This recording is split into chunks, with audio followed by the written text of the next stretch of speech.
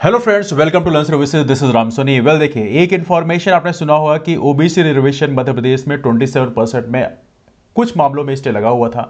3 मामलों में already stay यहाँ पे लगा हुआ है, जैसे एमपीपीएससी की बात करें, टीचर्स रिक्रूटमेंट की बात करें। लेकिन बेसिकली मध्य सरकार ने एक अनाउंसमेंट किया था कि इन 3 मामलों को छोड़कर बाकी जगह हम 27% ओबीसी को रिजर्वेशन देने की घोषणा करते हैं और वहां पर उसको प्रॉपर तरीके से इंप्लीमेंट किया जाएगा। ना अब ये नया मामला आ रहा है कि यहां पर इस आदेश को चुनौती देने की बात की गई है। हाई कोर्ट में इस मामले को चुनौती दिया जाएगा, तो यहां पे राज्य सरकार फिर एक बार पसोपेश में आ गई है कि उसको क्या करना चाहिए, क्या नहीं करना चाहिए। They are in the big dilemma. Discuss करेंगे ओबीसी रिजर्वेशन की राह कितनी आसान है, सब कुछ जानेंगे। लेकिन पहले देखते हैं इस आर्टिकल को। वेल देखिए, आज की न्यूज में दिखा भी है, इसमें लिखा है राज्य सरकार से जवाब तलब, अगली सुनवाई 20 सितंबर को होने वाली है। अब यहां पे लिखा है मध्य प्रदेश हाईकोर्ट में राज्य सरकार के सामान्य प्रशासन विभाग द्वारा 2 सितंबर 2021 को जारी उस आदेश को चुनौती दी गई है जिसमें कहा गया था कि 3 मामलों को छोड़कर प्रदेश में सभी शैक्षणिक संस्थानों में प्रवेश और विभागों की भर्तियों में 27% ओबीसी आरक्षण लागू होगा। चीफ जस्टिस मोहम्मद रफीक और जस्टिस विजय कुमार शुक्ला की डिवीजन बेंच ने राज्य सरकार से 3 दिन में जवाब तलब किया है। मामले की अगली सुनवाई 20 सितंबर को नियत की गई है, तो इस मामले की सुनवाई भी 20 सितंबर को होने वाली है। हालांकि जो पिछला वाला मामला है एमपीपीएससी ओबीसी रिजर्वेशन का मामला, उसकी सुनवाई भी 20 सितंबर को होने वाली है। तो आइए देखते हैं बेसिकली इसमें क्या होगा। यही आज का यूथ फॉर इक्वलिटी के सचिव, देखिए आप देख लीजिए किसने डाला है, यूथ फॉर इक्वलिटी के सचिव और सागर निवासी सहायक प्राध्यापक गिरीश कुमार सिंह ने दायर किया है। तो इनका कहना यह है कि ओबीसी रिजर्वेशन जो है 3 मामलों के अलावा जो बाकी मामलों में जो आपने 27% रिजर्वेशन दिया है वो आपने गलत किया है। याचिका में कहा गया है कि मध्य प्रदेश हाईकोर्ट ने अस्ता दुबे एवं अन्य की याचिकाओं पर सुनवाई करते हुए 1 सितंबर 2021 को 14% से अधिक ओबीसी आरक्षण पर लगी रोक को हटाने से इंकार कर दिया था। हाईकोर्ट ने 14% से अधिक ओबीसी आरक्षण पर रोक को बरकरार रखा था। अधिवक्ता सुसय ठाकुर ने तर्क दिया कि राज्य सरकार के सामान्य प्रशासन विभाग ने 2 सितंबर 2021 को आदेश जारी कर दिया कि 3 मामलों को छोड़कर प्रदेश के सभी शैक्षणिक संस्थानों में प्रवेश व विभागों की भर्तियों में 27% ओबीसी आरक्षण लागू होगा। यह आदेश हाईकोर्ट की भावना के विपरीत है। डिवीजन बेंच ने महाधिवक्ता पुरुषोत्तम कौरव को इस मामले में 3 दिन में जवाब मांगा है। हालांकि हमारे जो डिवीजन बेंच के जो महाधिवक्ता है पुरुषोत्तम कौरव, एज ऑफ नो देखा जाए तो ये हाईकोर्ट के जज इनको नॉमिनेट कर दिया गया है। कुछ ही दिनों में शायद हाईकोर्ट के जज बन जाएंगे, बिकॉज अभी आप लोगों ने देखा होगा कॉलेजियम जो सिस्टम है उन्होंने इनको डिसाइड किया है कि पुरुषोत्तम कौरव बनेंगे मध्य प्रदेश के हाईकोर्ट के जज।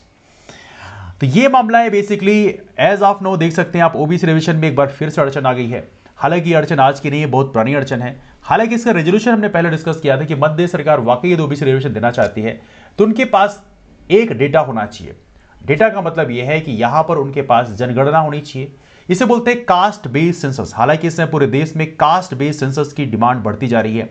यदि कास्ट बेस्ड सेंसस के डेटा आपके पास में होंगे तो आपके पास डेटा होगा कि ओबीसी का आबादी कितना है, ओबीसी का आबादी कितना है और साथ में ओबीसी का प्रतिनिधित्व कितना है। उस बेसिस पे ओबीसी को रिजर्वेशन आप 27% दे सकते हो। क्योंकि एक्सेप्शनल केसेस में इंदिरा साहनी जजमेंट में हालांकि बोला गया था कि एक्सेप्शनल केसेस में आप 50% रिजर्वेशन की लिमिट को पार कर सकते हैं। लेकिन एक्सेप्शनल केस जो है आप कैसे प्रूफ करेंगे, ये यहां पे एक बड़ा क्वेश्चन मार्क है। तो यहां पे यदि कास्ट सेंसस कराया जाए तो यहां पर डेफिनेटली पॉसिबिलिटी है कि ओबीसी को यहां पर आप 27% रिजर्वेशन उसके माध्यम से हाई कोर्ट या सुप्रीम कोर्ट से आप डिमांड कर सकते हो। लेकिन यहां पे फिर एक क्वेश्चन क्रिएट होता है, राज्य सरकार इस समय भारतीय जनता पार्टी की है and they are not concern about that. BJP को इस समय कास्ट सेंसस कराना नहीं है, क्योंकि इन्हें खुद ही पता है यदि कास्ट सेंसस कराया जाएगा तो ओबीसी रिजर्वेशन की जो डिमांड है वो बढ़ेगी, और यदि बढ़ेगी तो कहीं ना कहीं उनके पास एक प्रेशर आएगा। और यहां पे चाहे राज्य सरकार हो चाहे केंद्र सरकार हो, उन्हें बेसिकली कास्ट सेंसस कराना नहीं है। तो बेसिकली इस समय 27% रिजर्वेशन की जो बात यहां पर हमारी सरकार कर रही है वो एक प्रकार से कह सकते हैं थोड़ा सा बोल बचन टाइप का है। बेसिकली वो देना चाहते नहीं है, बट बेसिकली बात कर रहे हैं। बात इसलिए कर रहे हैं क्योंकि यदि ओबीसी की बात नहीं करेंगे, ओबीसी इस समय मेजॉरिटी में है, मध्य प्रदेश 51% इसकी आबादी है, और ये 51% यदि वोट आपको नहीं करेगा, then think about it what can happen with election. तो कहीं ना कहीं ये एक बड़ी समस्या है। हालांकि आपको पता होना चाहिए, ऐसा नहीं है कि पार्टियां जो हैं ऐसी चीजें चाल नहीं चलती। इकोनॉमिकली वीकर सेक्शन का रिजर्वेशन जो दिया गया था, इकोनॉमिकली वीकर सेक्शन का रिजर्वेशन, ये भी भारतीय जनता पार्टी ने इलेक्शन के लास्ट मोमेंट में स्पेशली एक विशेष समुदाय को अपीज करने के लिए, खुश करने के लिए दिया था। तो ऐसा नहीं है कि वो इस चीज को कंसर्न नहीं रहेंगे, they will be concern for OBC reservation. चूंकि यदि ओबीसी रिजर्वेशन नहीं दिया आता है एज ऑफ नाउ, चूंकि मध्य देश में ओबीसी की आबादी 51% है, उसको रिजर्वेशन मात्र 14% है। अब आप बोलेंगे पॉपुलेशन को बेसिस नहीं बनाया जाना चाहिए।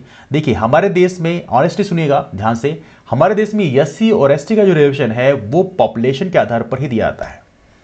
ओबीसी रिजर्वेशन के मामले में हाईकोर्ट ने बोला था, बॉम्बे हाईकोर्ट ने भी जजमेंट दिया था सुप्रीम कोर्ट ने भी जजमेंट दिया था कि ओबीसी रिजर्वेशन का जो मामला है, यहां पर आप जनसंख्या के आधार पर रिजर्वेशन नहीं दे सकते, नहीं दे सकते। क्यों?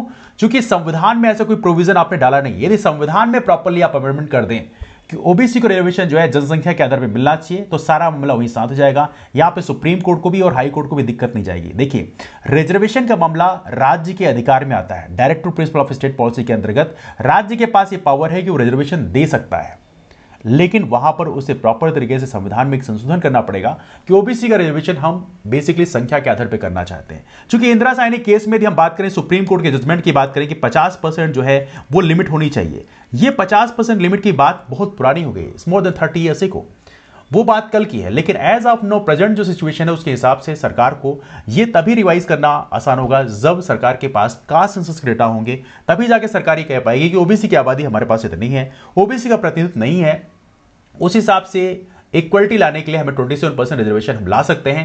That's one of the point. Anyway, आपके ओपिनियन इसमें क्या है नीचे कमेंट करके जरूर बताएं। लेकिन बहुत सारे हमारे फ्रेंड्स थोड़ी सी र्यूड हो जाते हैं, बहुत सारे अनाप शनाप लैंग्वेज का इस्तेमाल करते हैं, तो प्लीज ऐसा ना करें। यदि आप ऐसी लैंग्वेज का इस्तेमाल करेंगे तो आप इमीडिएटली ब्लॉक हो जाएंगे, बिकॉज यूट्यूब की पॉलिसी समय चेंज हो चुकी है।